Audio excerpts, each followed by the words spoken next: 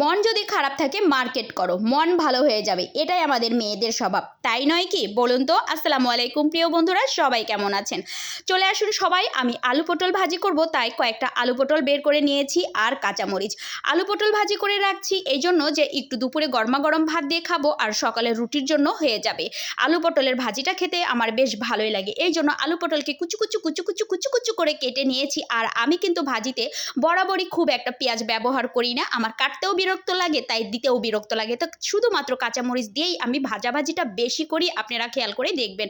তো গরম তেলের মধ্যে ঠান্ডা কাঁচামরিচ দিয়ে একটু লবণ ছিটা দিয়ে দিলাম, জন্য চটর পটর চটর পটর চটর পটর না করে তারপরে একটু মরিচটা যখন সুন্দর ভাজাভাজি হয়ে যাবে তখন ছাট করে পটল আর আলুগুলোকে ঢেলে দেবো। আর এক চিমটি হলুদের গুঁড়া দিলে হবে কি, কালারটা খুব সুন্দর হবে। তেলের মধ্যে যদি হলুদের গুঁড়াটা দেয়া যায় তাহলে হলুদের গুঁড়ার যে একটা কাঁচা গন্ধ আছে সেটা আর থাকে না। এটা হচ্ছে আমার একটা অভ্যাস।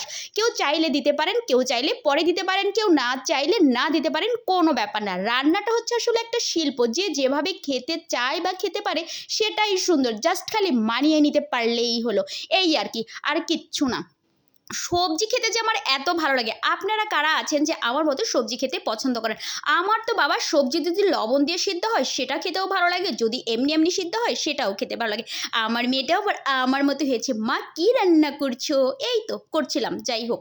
তারপরে আর কি করব, আমার আবার জালি কুমড়া খেতেও খুব ভালো লাগে, তাই আজকে আমি জালি কুমড়া দিয়ে একটু মাছ রান্না করব। এই জালি কুমড়াটা আমাদের বাড়ি থেকে আনা হয়েছিল।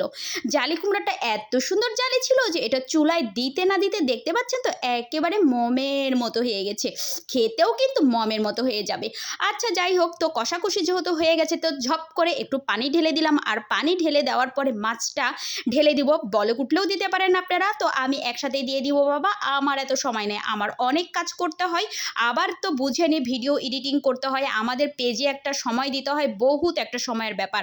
এই তো তারপর যেহেতু রান্নাবাড়ি শেষ, কোথায় যাব কোথায় যাব কোথায় যাব, এই রকম যদি একটু মনোহারী দোকান পাওয়া যায়, বলেন নাকের ফুল, কানের দুল, কি যেন চুলের চুলের ফুল, এগুলা দেখলে কিন্তু আমাদের মেয়েদের একটা ইমোশন কাজ করে, কোনটা রেখে কোনটা নিই, কোনটা রেখে কোনটা নিই, তাই নয় কি বলুন তো? আচ্ছা যাই হোক, বাসায় চলে এসেছি, শরীরটা অনেক ক্লান্ত।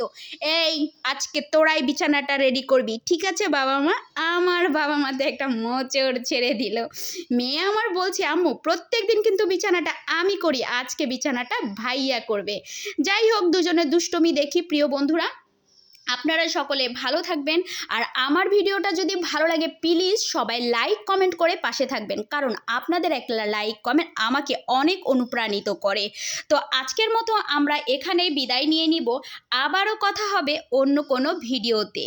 সেই পর্যন্ত সকলে ভালো থাকবেন, সবাইকে আল্লাহ হাফেজ।